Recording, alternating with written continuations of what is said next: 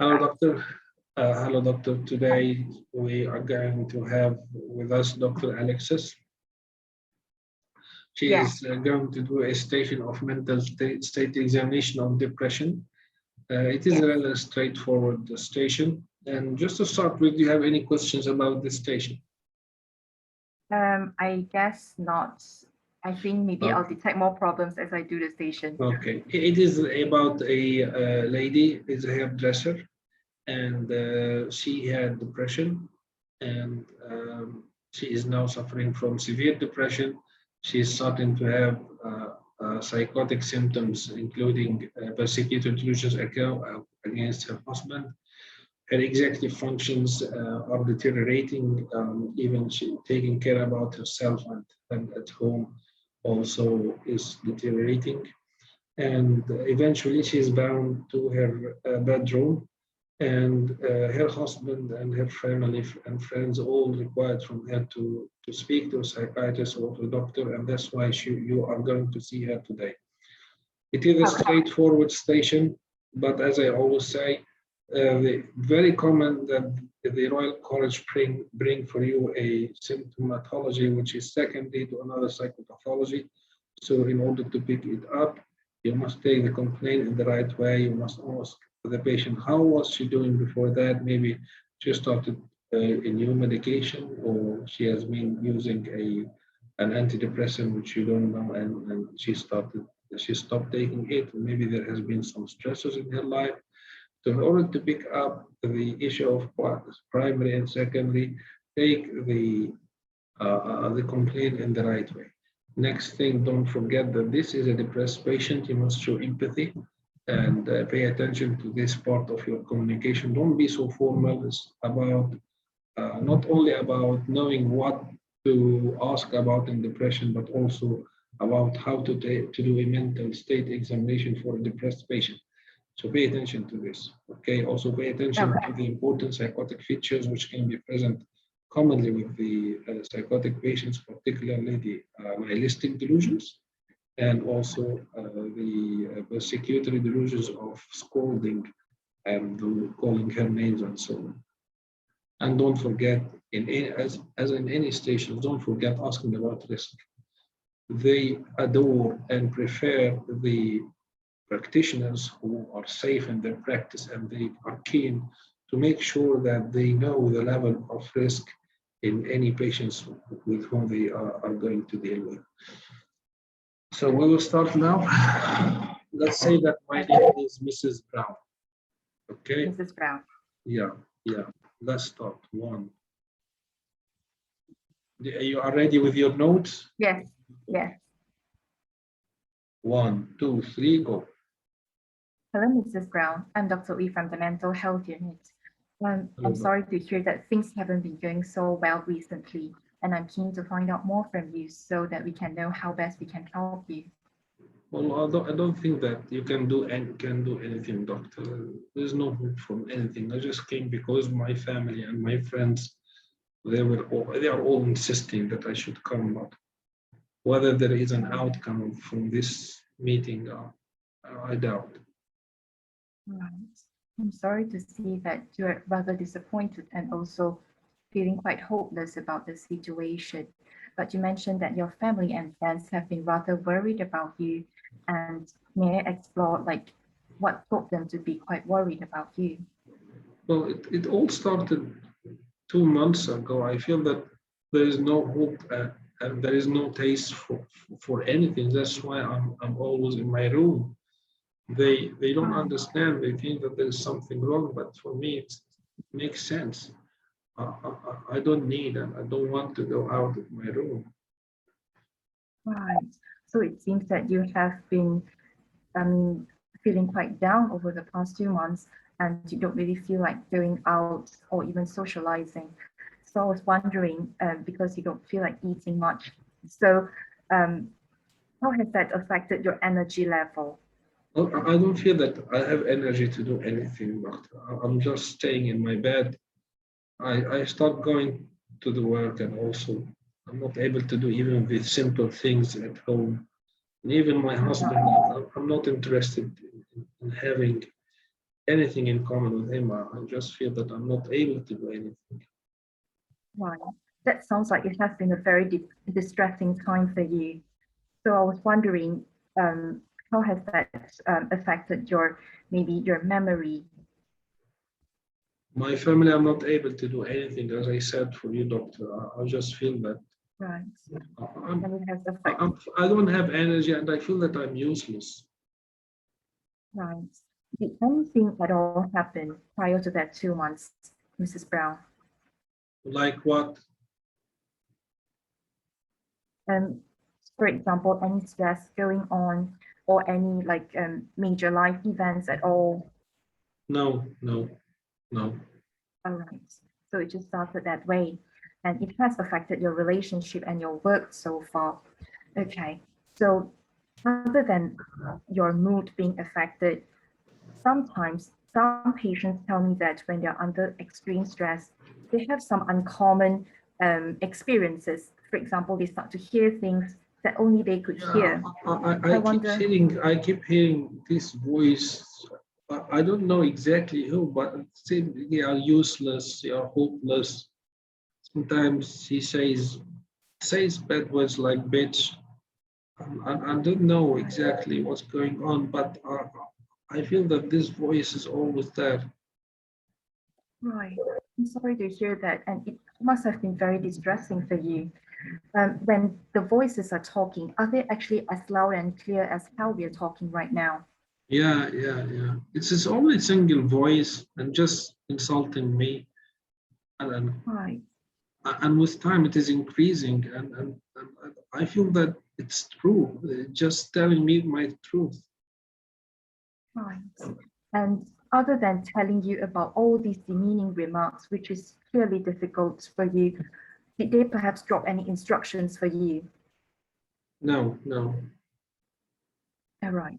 So other than that, have you been able to see the voices? I mean, No, see the no, no, people who talk to you? uh, I just hear them more and more frequently. Right. So other than that, I was wondering, has things like maybe smell differently for you recently? Excuse me?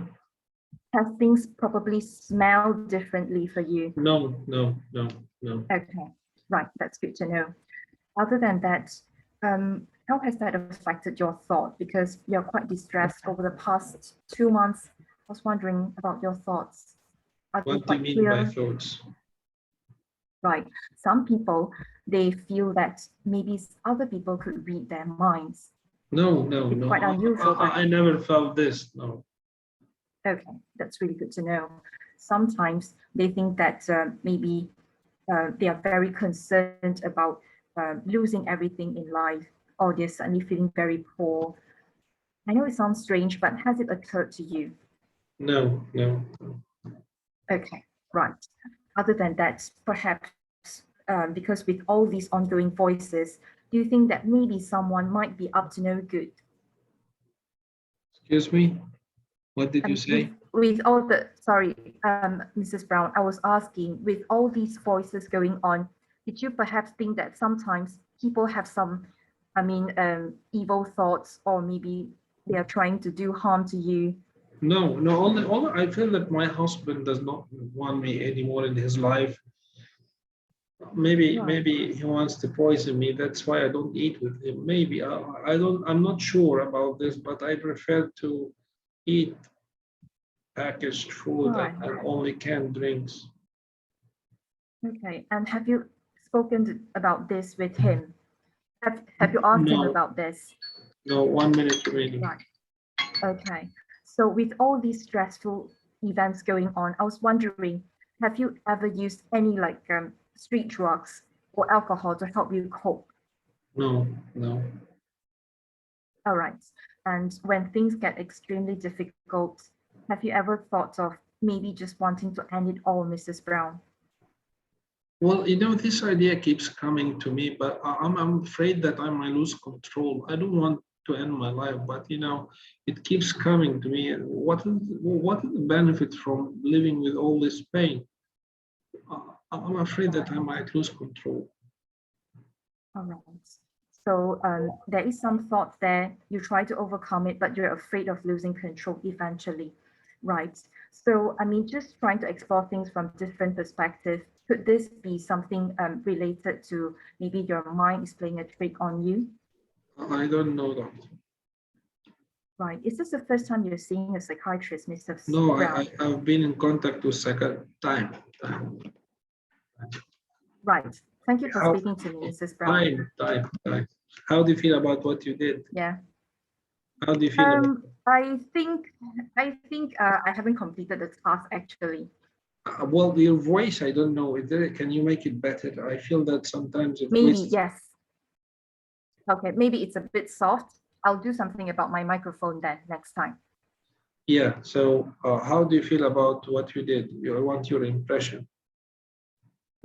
I feel that this is probably because there was a history of depression actually. So this could be a relapse of depression. And at the same time, she eventually developed Yes, psychosis. exactly. Yeah. So why you focus on the psychosis, and I didn't hear you asking about the depression as much. You focus on the psychosis. There are only particular points which are very important in the case of psychosis, which can be present with the depression, the auditory hallucinations, and whether they are calming the patients or no, and if he lost control about himself. That's it. But you went deep in this area and you lost time, because it is very difficult that they will bring for you a station which is full of psychosis and also full of depression. The first point. Second point, I asked you to take the complaint in an organized manner. So you asked me how you were doing before that. I asked you, so like what? There are many things other than stresses. One of them is medications. She stopped taking the medications. If the story says that she stopped taking the medications before the onset, she has been in contact with psychiatric services before, and she was supposed to be admitted, but she refused to be admitted, if you read the story. So the story goes like this, that she stopped the medications. She was on doing well for a couple of months, then she started to deteriorate after that. You did not ask enough and in depth about the depression. Well, guilt feelings, how would you rate your mood? Okay, are you still interested in the things you like to do? Even if I said to you that, no, I lost interest in everything, show the examiner that you paid attention. I see, so even the things you like to do, you are not interested in. As if exactly you ask the question. So don't miss it. Show the examiner that you have active listening, that you are paying attention to the important points in the conversation which are covering the main domains of the depression. Okay, so let's see how did you do according to our slides. Okay, so this is a very important slide from my point of view. If you are going to do a mental state examination, or if you are going to do a history taking, how to assess the complaint, very important. And don't rush the matters that you want to go through the how do you hear voices and do you see things. It's not about seeing things, it's about the right assessment of the patient in front of you. And the first step to assess the patient in the right way is to take the complaint in the proper manner. How did it all start? When? How did it all? You didn't know how did it all start. What happened after that? You want to know the course, what increased, what decreased it. Okay, and what is your explanation, Mrs. Brown, for this? Okay, very important. These questions make the difference between one candidate who will show himself as a distinguished candidate, and because if you look at the Royal College side, they expect from the candidates not only to do the right things, but to have a high score. They have high expectations. They are expecting the candidates to pass with a high score in order to surpass the limit for passing. How he or she were doing before that, very important, because there are many things which can be before the onset, which can explain the sequence of events. So this lady has been diagnosed with depression before, stopped her medication 6 months before the onset. Very important to ask about stressors, medications. Pay attention to this trick. If the role player says to you, no, there has been nothing before this, it started 2 months ago and there has been nothing in this area, it's enough. Don't dig more in the area before the onset. But if he says to you, well, like what, doctor? So this means that he is telling you there is something, but you should pay attention, ask. So if he says no, it's no, but if he says like what, ask him or her about the stressors, the medications, starting new medications, and being there in delusional mood. According to the presentation, you should pick up the appropriate things from this list. So in this case, most probably there has been stressors or medications or starting new medications. Okay, so this is the first thing which you should do in mental state examination or history taking the complaint in the right way.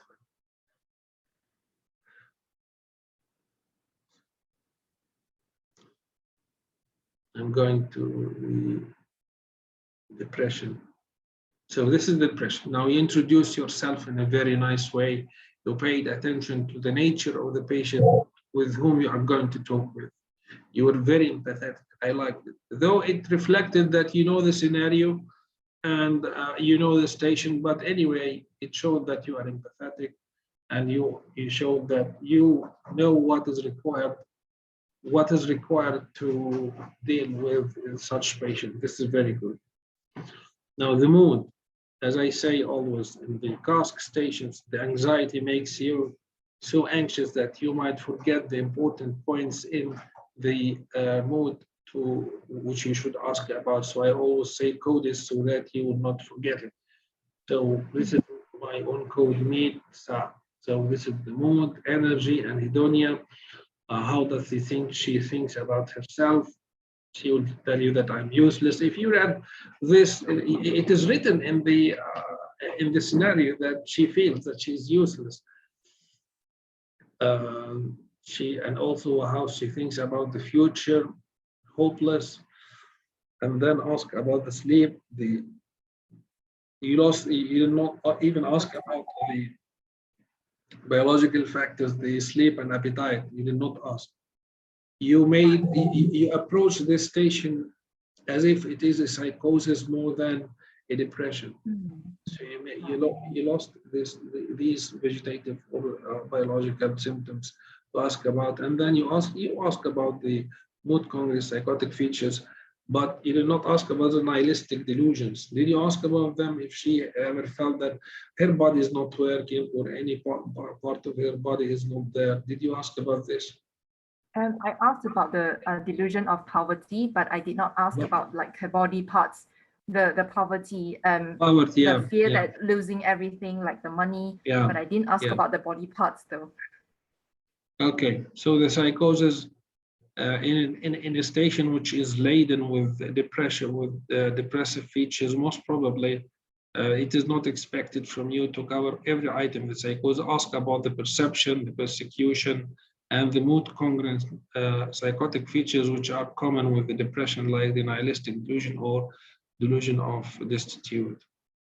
The cognition, I expected from you to ask about the cognition. This lady has auditory hallucinations. So with all this going on, Mrs. X, do you feel that you are able to concentrate? How about your memory? Okay, this is how you should ask. And always do weaving, doctor. We just pick up a bit of the patient's story and put it in our question so that we can tailor a question which is suitable to the patient. You know, it's not about enumerating the psychopathology, because what the candidates do is that they just ask about what they read in the book. The book is just telling you the psychopathology, and it is your role to phrase the question appropriately according to the patient's story, the patient which you are talking with. So this lady is telling you about the auditory hallucination, so you can pick it up and use it to ask about the cognition, and also use it in order to ask about the insertions of thought. For example, if you want to ask about insertion of thoughts, but I do not recommend, because this might consume time. Because there are a lot of things in the area of mood, but I think you can grasp the basic idea. You can ask it about the persecution. The main idea is that when you ask a question for this patient, do weaving. They expect from you to do this, because if you do not do this, you will have a big feedback that you are checklisting. Many candidates, Right. what is the checklisting? You are just asking questions which are totally irrelevant to the patient's story. So as if if anyone asks for this patient, do you feel that anyone is following you?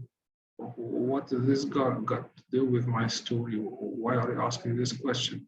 We want to ask about the persecution, but if you just ask him, so you talked to me about the voices, and I'm just wondering, these voices make you feel that this particular person might want to hurt you, or is behind this.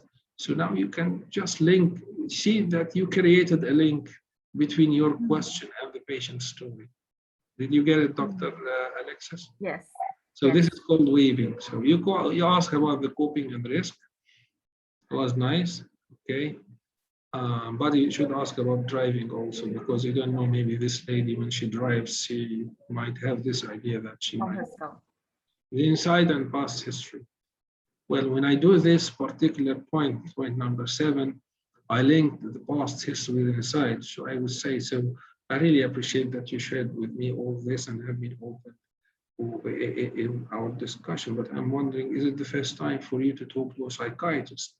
So when she says yes, I was just, well, tell me more about that. She will tell you if there is anything in her history.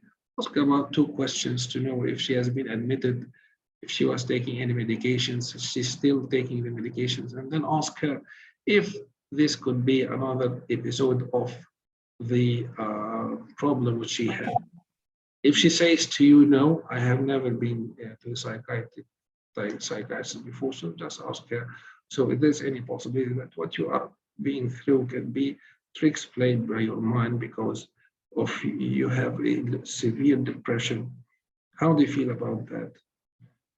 That's it. You want to assess her inside. And then termination. This particular lady, because she feels that she is not able to control her thoughts about ending her life, should be admitted. You don't know, maybe she can lose control at any time and end her life. So this is a high risk patient. What we are going to do now, we are going to do this station again without timing, starting from the introduction till the termination. Okay. And well, from time to time, I will stop you to do some tutoring to correct what you should do right. Okay. So let's start now. We are going to start with the complaint. You will have this.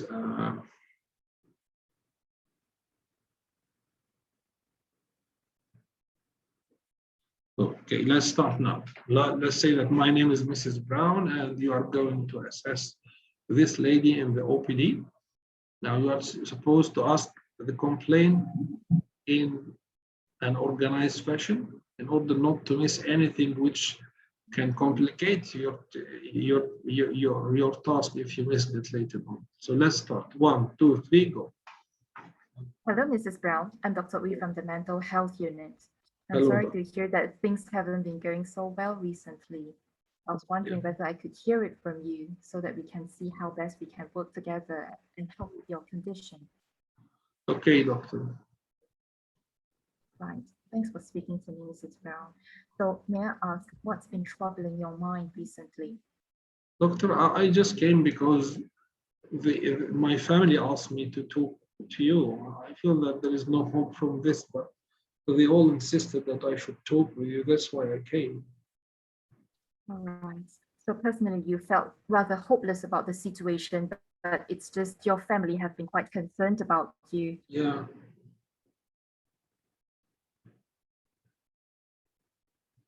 Yes, I feel that there is no benefit from this.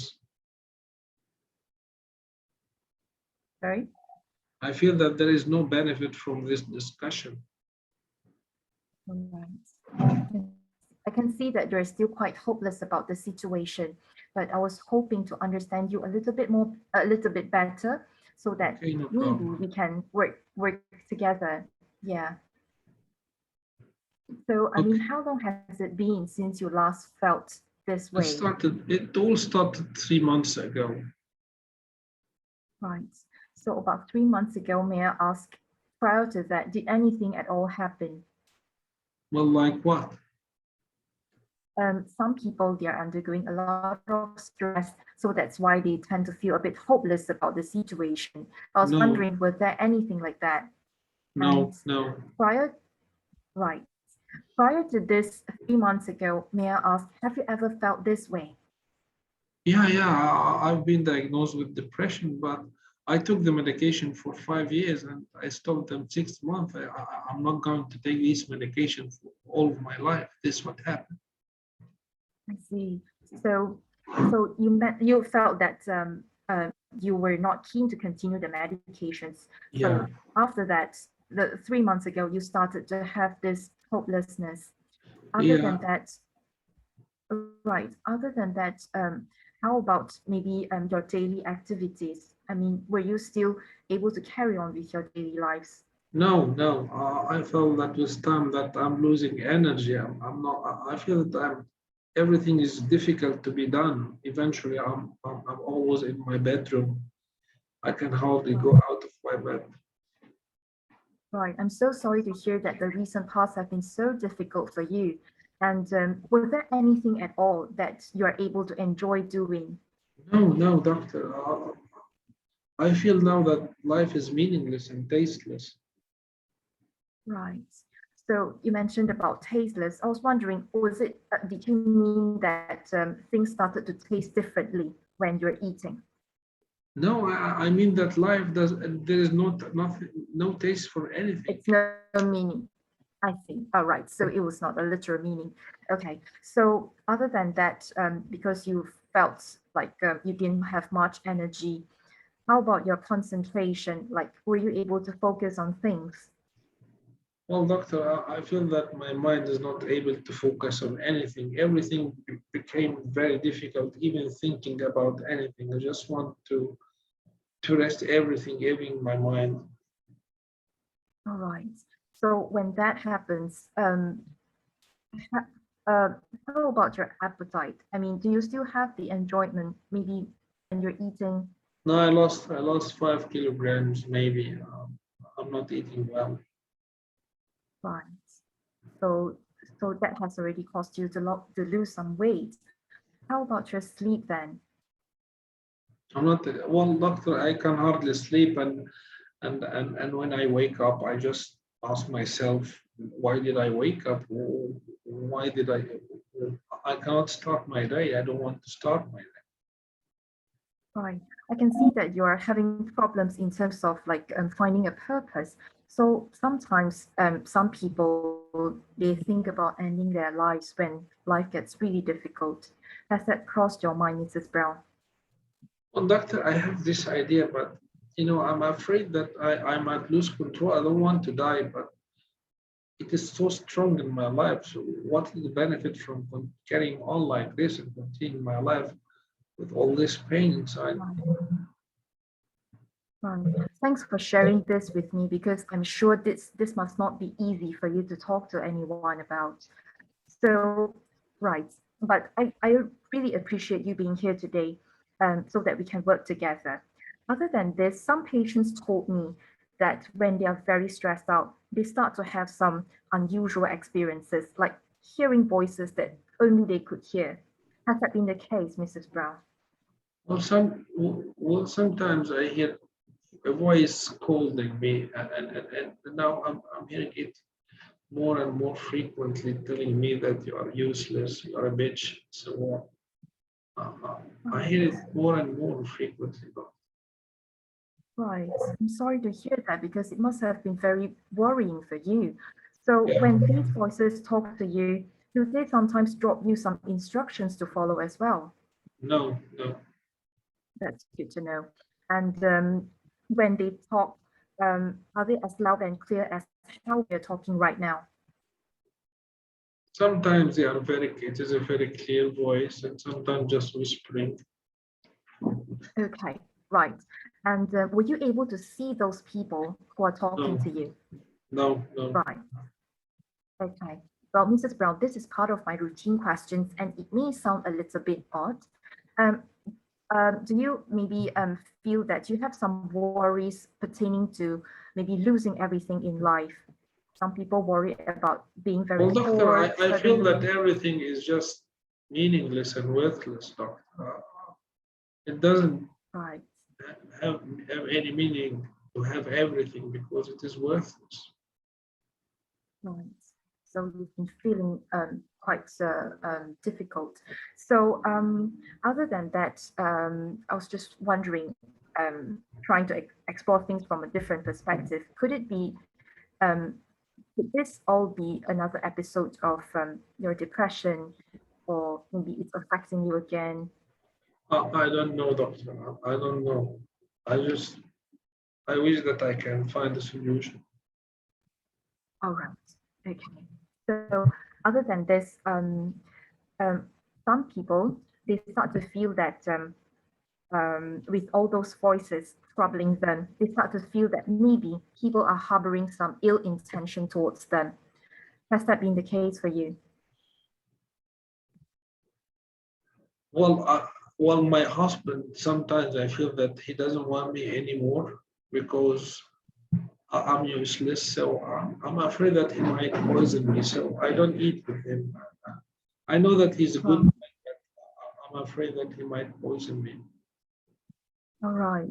Thanks for sharing this with me because this is clearly not easy for you to tell. Have you spoken about this with your husband? No, no. Okay. Right. Other than that, with all this going on, have you been ever, I mean, have you been using any of the alcohol maybe just to help you calm down? No, no, Right. That's good to know. What about street drugs? no, no, no. Okay, that's good to know.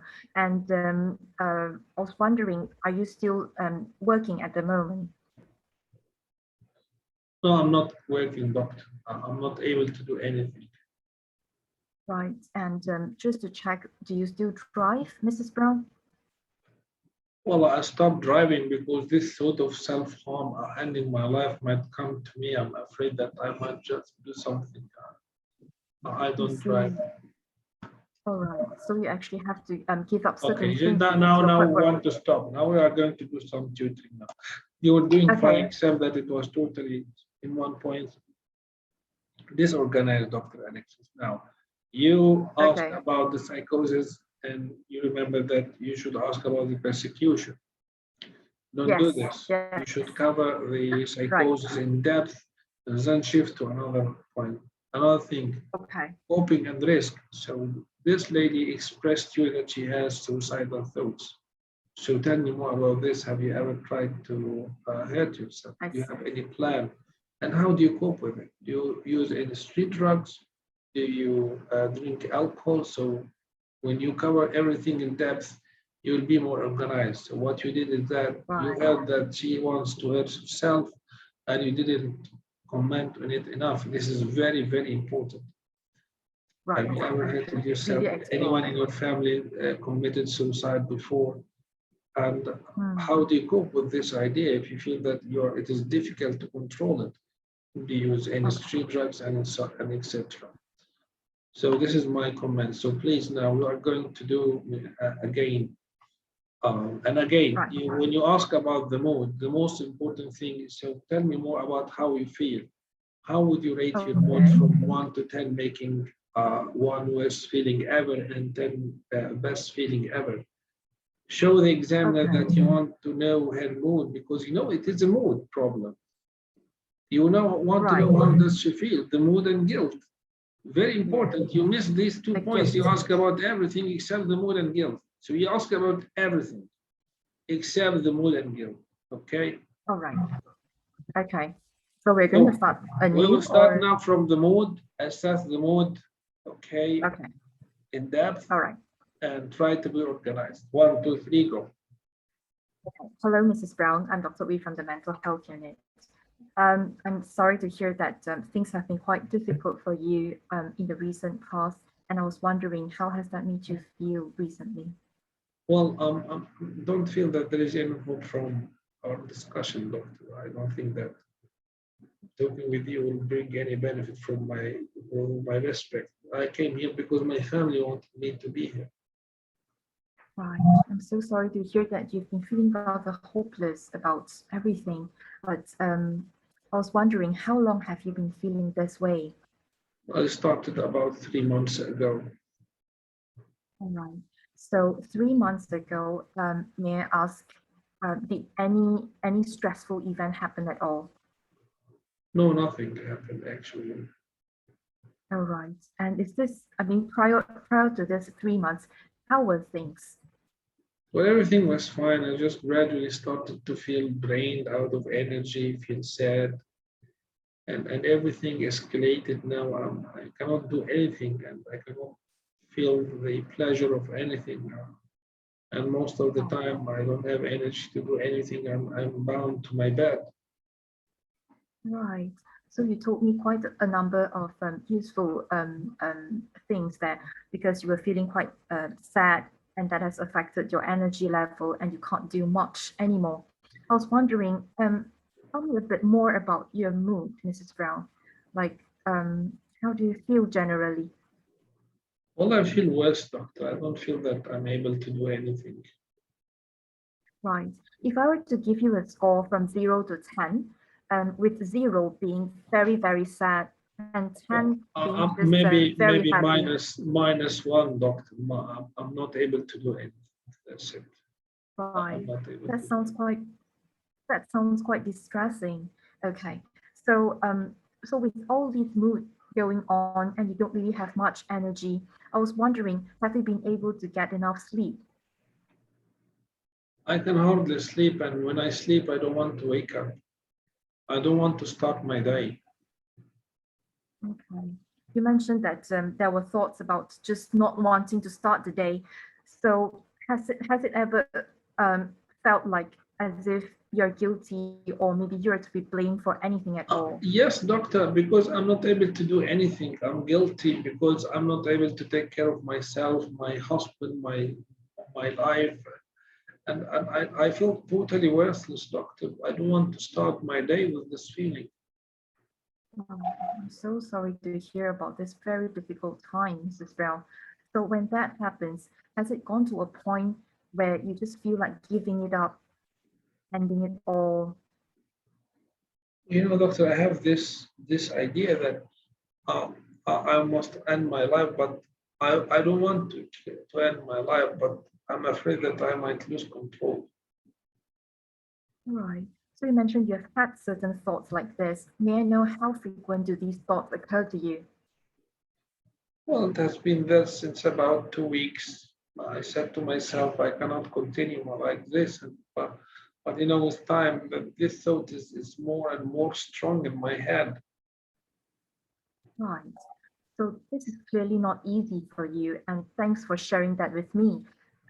Over the past 2 weeks, has it gone to a point where you started planning or even trying to do something like that? No, I don't have any plan, but I just feel that I might lose control. All right. So you're worried about that. So so because of all these distressing thoughts going on, how do you generally cope? How do you generally cope? I don't know what to do, doctor. I cannot cope. That's why I feel that ending my life can be a solution. I see. Some patients, they resort to taking alcohol to calm their nerves. I wonder I whether don't you've drink. tried any like that. Okay, No, that's good no, to know. What about some street drugs? no, I don't use street drugs. All right. So some patients tell me they start to have some problems in terms of their maybe losing certain things in life. They are very worried about that, suddenly falling very poor. Has that been the case for you? No, doctor, I don't. Well, I don't feel that I'm poor, but I feel that nothing is. Everything is worthless, doctor. Right. Okay. So when that happens, some patients report some unusual experiences, like they start hearing voices that only they could hear. I wonder whether you have had any experience like that. Okay, just 1 minute tutoring. You keep Yeah. saying some patients, please use weaving according to the patient's story. So, Mrs. Brown, Okay. you talked to me about a lot of stress, and sometimes the stress can bring strange experiences. Okay. You are always saying Right. some patients, some patients, some patients. This is not the way we Right. do weaving. I just realized. Okay, Okay. just pick Relate up to. something from the patient's story and tailor a question according to what you say want to ask about, which is relative to her experience. So now let's start asking about the psychosis. 1, 2, 3, go. About the psychosis, doctor? Yeah, ask Okay. about, yeah. Start now asking about the psychosis and try to do weaving. Okay. Right. So given that things have been quite stressful, Mrs. Brown, do you perhaps have any unusual experiences? Well, doctor, For example, sometimes I hear these voices calling me and telling me bad names like a bitch, totally useless.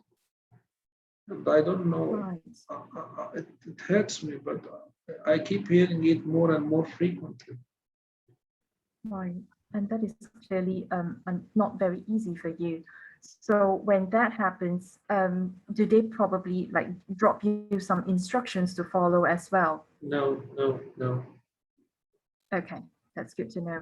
And with all these going on, has it felt as if maybe some people are trying to harbor some ill intention towards you?